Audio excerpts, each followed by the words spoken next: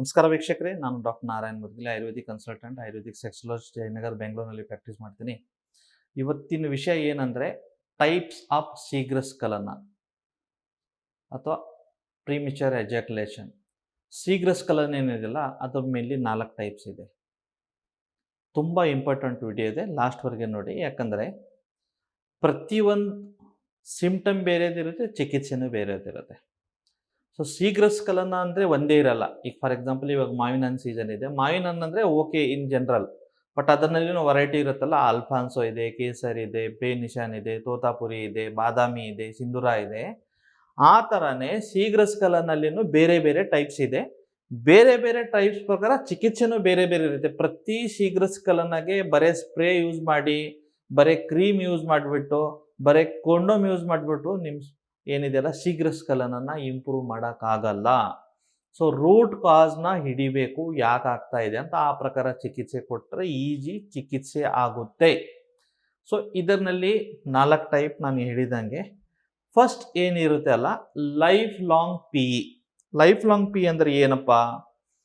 ಅವನು ಯಾವಾಗ ಲೈಂಗಿಕ ಕ್ರಿಯೆ ಸ್ಟಾರ್ಟ್ ಆಗುತ್ತೆ, 18ನೇ ವರ್ಷನೋ 20ನೇ ವರ್ಷನೋ, ಅಥವಾ ಮದುವೆ ಆಗಿ ಹಿಡಿದು ಸರ್ ನನಗೆ ಹೀಗೇನೆ ಇದೆ, ಈಗ ಮದುವೆಯಾಗಿ 10-12 ವರ್ಷ ಇತ್ತು, 2 ಮಕ್ಕಳಾದರೂ, ನಾವು ಸ್ವಲ್ಪ ಕೆಲಸನಲ್ಲಿ ಬಿಜಿ ಇದ್ವಿ, ಯಾವಾಗ ಇದ್ರ ಕಡೆ ನಾನು ಅಷ್ಟು ತಲೆ ಕೆಡ್ಸ್ಕೊಂಡಿಲ್ಲ, ಮನೆಯಲ್ಲಿನೂ ಏನು ಅಷ್ಟೇನು ಹೇಳಿಲ್ಲ. ಇವಾಗ ಮಕ್ಕಳೆಲ್ಲ ದೊಡ್ಡವರಾಗಿದ್ದಾರೆ, ಅವರಲ್ಲಿ ಹಾಸ್ಟೆಲ್ಗೆ, ಇಲ್ಲಿ ಕಾಲೇಜ್ಗೆ, ಸ್ಕೂಲ್ಗೆ ಹೋಗ್ತಿದ್ದಾರೆ. ಈಗ ನಾವು ಮನೆಯಲ್ಲಿನೇ ಇಬ್ಬರು ಇದ್ವಿ. ಇವಾಗ ಮಾಡ್ಬೇಕಂತ ಇಚ್ಛೆ ಆಗ್ತಾ ಇದೆ, ಬಟ್ ಏನಾಗ್ತಾ ಇದೆಯಲ್ಲ, 1 ನಿಮಿಷ ಒಳಗಡೆನೆ ಡೌನ್ ಆಗಿಬಿಡೋದಲ್ಲ.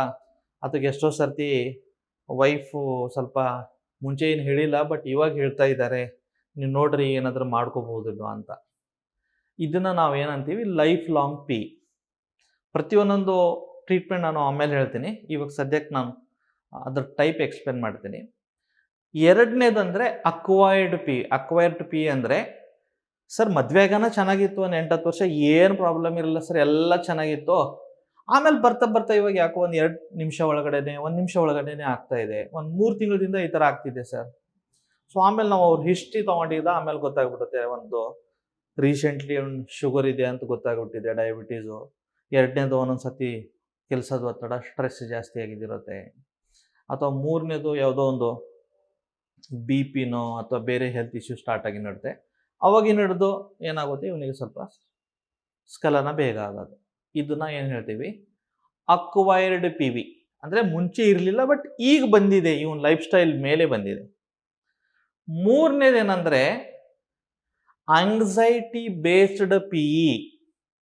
ಏನಪ್ಪ ಇದು ಅಂದರೆ, ಎಲ್ಲ ಚೆನ್ನಾಗಿ ನಡೀತಾ ಇರುತ್ತೆ, ಯಾವಾಗೋ ಒಂದಿನ ಏನಿದೆ, ಏನೋ ಒಂದು ಸ್ವಲ್ಪ ಟಯರ್ಡು, ಜರ್ನಿ ಮಾಡಿದ್ದು ಬಂದಿದ್ದಾನೆ, ಎಲ್ಲಿಂದೋ ಸ್ವಲ್ಪ ಕೆಲಸ ಜಾಸ್ತಿ ಆಗಿದೆ, ಏನೋ ಸ್ಟ್ರೆಸ್ ಇದೆ, ಏನೋ ಒಂದು ಕಂಪನಿನಲ್ಲಿ ಬಾಸ್ ಜೊತೆಗೆ ಸ್ವಲ್ಪ ಮಾತುಕತೆ ಆಗಿದೆ, ಆ ಒಂದು ಸ್ಟ್ರೆಸ್ ಇದೆ, ಟೆನ್ಷನ್ ಇದೆ. ಆ ಟೆನ್ಷನ್ಗೆ ಏನಾಗ್ತಾ ಇದೆ, ಒಂದು ಸತಿ ಸೇರಕ್ಕೆ ಹೋದಾದ್ಮೇಲೆ ಅವನಿಗೆ ಉದ್ರೇಕ ಕರೆಕ್ಟ್ ಬಂದಿಲ್ಲ ಆದಮೇಲೆ ಆ ದಿನ ಸೆಕ್ಸ್ ಮಾಡೋಕ್ಕಾಗಲ್ಲ. ಇವಾಗ ಸೆಕೆಂಡ್ ಟೈಮ್ ಅಥವಾ ಥರ್ಡ್ ಟೈಮ್ ಅವ್ನು ಸೇರಕ್ಕೆ ಹೋಗ್ತಾನಲ್ಲ, ಆ ಹಳೆಯ ಘಟನೆ ಅವನ ಮೈಂಡ್ನಲ್ಲಿ ನೆನಪಿರುತ್ತೆ. ಅಯ್ಯೋ ಹೆಂಗೆ ಉದ್ರೇಕನೇ ಬಂದಿರಲಿಲ್ಲ, ಇವತ್ತು ಬರುತ್ತೋ ಇಲ್ಲೋ ಅಂತ.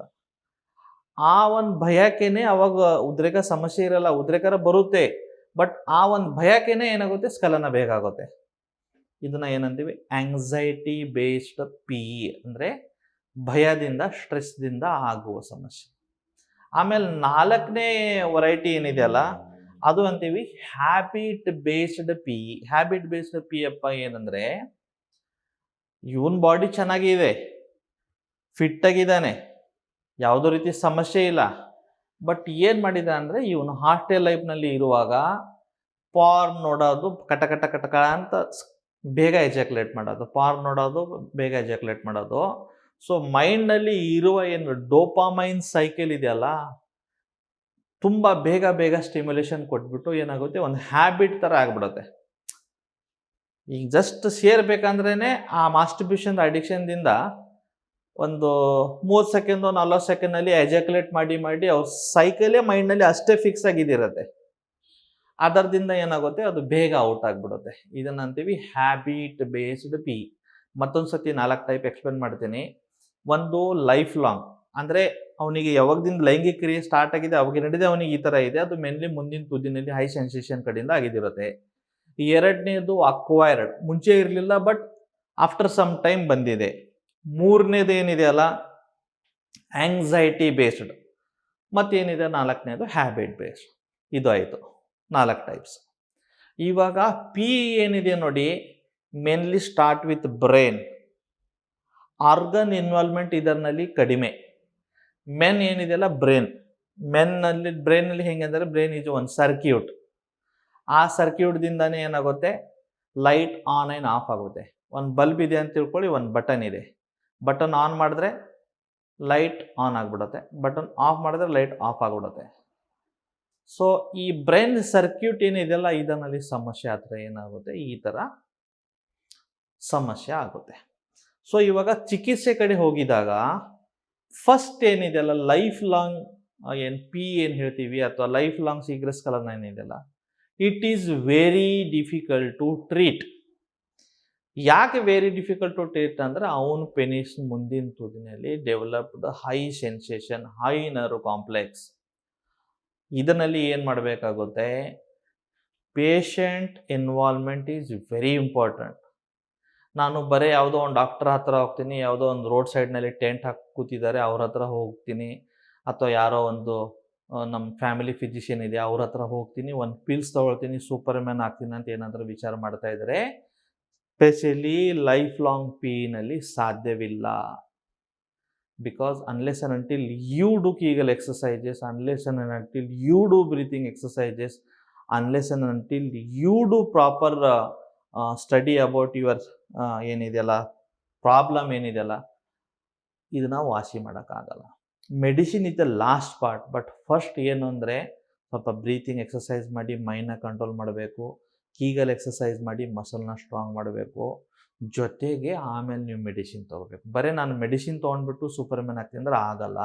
ಮತ್ತೊಂದು ಏನಂದರೆ ಈ ಎಲ್ಲ ನಾನು ಎಕ್ಸಸೈಸ್ ಮಾಡ್ತೇನೆ ಸರ್, 1 ವಾರ ಏನೋ ಇಂಪ್ರೂವ್ಮೆಂಟ್, 1 ವಾರದಲ್ಲಿ ಏನು ಗೊತ್ತಾಗಲ್ಲ. ಪಿನಲ್ಲಿ ಮಿನಿಮಮ್ 90 ಡೇಸ್ ಡೆಡಿಕೇಟೆಡ್ಲಿ ಮಾಡಿದ್ರೆ ಮಾತ್ರ ಗೊತ್ತಾಗೋದು. ಸೊ ಇದರಲ್ಲಿ ಮೇನ್ಲಿ ಏನಿದೆ, ಒಂದು ಅವೇರ್ನೆಸ್. ಅವನಿಗೆ ಅವೇರ್ನೆಸ್ ಬರಬೇಕು, ಯಾಕಂದರೆ ಇದು ಯಾಕೆ ಆಗ್ತಾ ಇದೆ ಅಂತ. ಎಷ್ಟೋ ಸತಿ ಕಾಸ್ ಗೊತ್ತಾದ್ಮೇಲೆ ನಮಗೆ ಚಿಕಿತ್ಸೆ ಮಾಡೋಕ್ಕಿದೆ, ಎದರದಿಂದ ಆಗ್ತಾ ಇದೆ ಅಂತ. ಆಮೇಲೆ ಸ್ವಲ್ಪ ಅವನಿಗೆ ಕೌನ್ಸ್ಲಿಂಗ್ ಬೇಕು.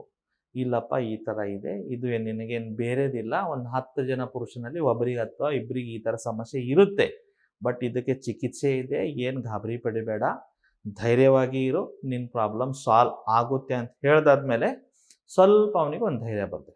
ಆಮೇಲೆ ಅವನು ಏನು ಮಾಡಬೇಕು, ಒಂದು ಸ್ವಲ್ಪ ಬಿಹೇವಿಯರ್ ಪ್ಯಾಟರ್ನ ಚೇಂಜ್ ಮಾಡಬೇಕು.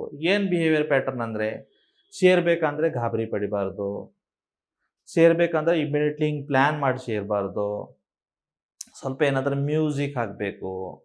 ಸೇರಬೇಕಂದ್ರೆ 100% ಮೈಂಡ್ ಮೇಲೇ ಫೋಕಸ್, ಅಲ್ಲಿ ಸೆಕ್ಸ್ ಮೇಲೇ ಫೋಕಸ್ ಇರಬಾರ್ದು. ಏನೋ ರೂಮ್ನಲ್ಲಿರುವ ಪೇಂಟಿಂಗ್ಸು ಅಥವಾ ರಿವರ್ಸ್ ನಂಬರ್ ಕೌಂಟಿಂಗು ಅಥವಾ ಸ್ಟಾಪ್ ಆ್ಯಂಡ್ ಸ್ಟಾರ್ಟ್ ಟೆಕ್ನಿಕು ಸ್ವಲ್ಪ ಇದನ್ನು ಏನು ಮಾಡಬೇಕು, ಅವನು ಲೈಫ್ನಲ್ಲಿ ಆ್ಯಡ್ ಮಾಡಬೇಕು.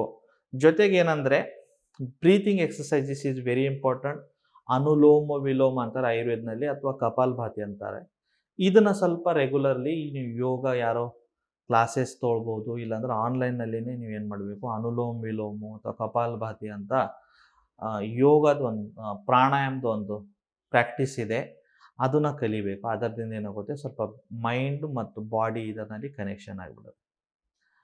ಆಮೇಲೆ ಏನಪ್ಪ ಅಂದ್ರೆ ಪೆಲ್ವಿಕ್ ಫ್ಲೋರ್ ಮಸಾಜ್ ಮಾಡ್ತಾ ಇರಬೇಕು, ಪೆಲ್ವಿಕ್ ಫ್ಲೋರ್ ಎಕ್ಸಸೈಜಸ್ ಮಾಡ್ತಾ ಇರಬೇಕು. ಆವಾಗ ಏನಾಗುತ್ತೆ, ಸ್ವಲ್ಪ ಸ್ಟ್ರಾಂಗರ್ ಇದಿರುತ್ತೆ. ದೆನ್ ಲಾಸ್ಟ್ ಪಾರ್ಟ್ ಏನು ಬರುತ್ತೆ, ಮೆಡಿಸಿನ್ ಬರುತ್ತೆ. ಇದು ಆಯಿತು ಫಸ್ಟ್ ಸೆಟ್ ಏನಿದೆಯಲ್ಲ, ಅದು ಲೈಫ್ ಲಾಂಗ್ ಪಿ. ಎರಡನೇದು ಅಕ್ವೈರ್ಡ್ ಪಿನಲ್ಲಿ ಏನು, ಈಗ ಫಾರ್ ಎಕ್ಸಾಂಪಲ್ ಡಯಾಬಿಟೀಸ್ ಬಂದಿದೆ, ಆಮೇಲೆ 3 ತಿಂಗಳಾದಮೇಲೆ ಈ ಥರ ಸಮಸ್ಯೆ ಆಗ್ತಾಯಿದೆ. ಫಸ್ಟು ಶುಗರ್ನ ಕಂಟ್ರೋಲ್ ಮಾಡ್ಕೊಳ್ಳಿ, ಫಿಸಿಕಲಿ ಫಿಟ್ಟಾಗಿ ಇರಿ.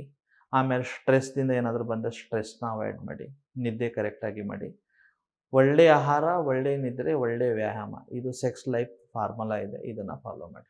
ಮೂರನೇದೇನೆಂದರೆ anxiety based P. Anxiety based P for example 1-2 ಸತಿ ಸೇರಕ್ಕೆ ಹೋದರೆ ಆಗಿಲ್ಲ, ಆ ಭಯದಿಂದನೇ ನಿಮಗೆ ಆ ಥರ ಆಗ್ತಾಯಿದ್ರೆ ಯಾವುದೋ ಒಂದು ಕೌನ್ಸಿಲರ್ ಹತ್ರ ಸೆಕ್ಸುವಲಿಸ್ಟ್ ಹೋಗ್ಬಿಟ್ಟು ಮೀಟ್ ಮಾಡಿ, ಸರಿ ಈ ಥರ ಆಗ್ತಾಯಿದೆ. ದೆನ್ ಸ್ವಲ್ಪ ಅವರು ಕೌನ್ಸ್ಲಿಂಗ್ ಮಾಡ್ತಾರೆ. ಸರ್ಟನ್ ಮೆಡಿಸಿನ್ಸ್, ಅದು ನಾನ್ ಹ್ಯಾಬಿಚುವಲ್ ಅಂದರೆ ಅದು ಅಭ್ಯಾಸ ಆಗಬಾರ್ದು ನಿಮ್ಮ ಬಾಡಿಗೆ, ಅಂಥ ಮೆಡಿಸಿನ್ಸು ಕೊಟ್ಟು ನಿಮ್ಮ ಮೈಂಡ್ ಆ್ಯಂಗ್ಸೈಟಿನ ಕಡಿಮೆ ಮಾಡ್ಬೋದು. ಆಯುರ್ವೇದದಲ್ಲಿ ಅಶ್ವಗಂಧ ಇದೆ, ಆ್ಯಂಗ್ಸೈಟಿಗೆ ತುಂಬ ಒಳ್ಳೆ ಕೆಲಸ ಮಾಡುತ್ತೆ. ದಿನ ರಾತ್ರಿ ಬರೀ 1 ಗ್ಲಾಸ್ ಹಾಲಿನಲ್ಲಿ 1 ಸ್ಪೂನ್ ಅಶ್ವಗಂಧ ಪೌಡ್ರ್ ಹಾಕ್ಬಿಟ್ರೆ ಎಷ್ಟೋ ಆ್ಯಂಗ್ಸೈಟಿ ಕಡಿಮೆ ಆಗಿಬಿಡುತ್ತೆ.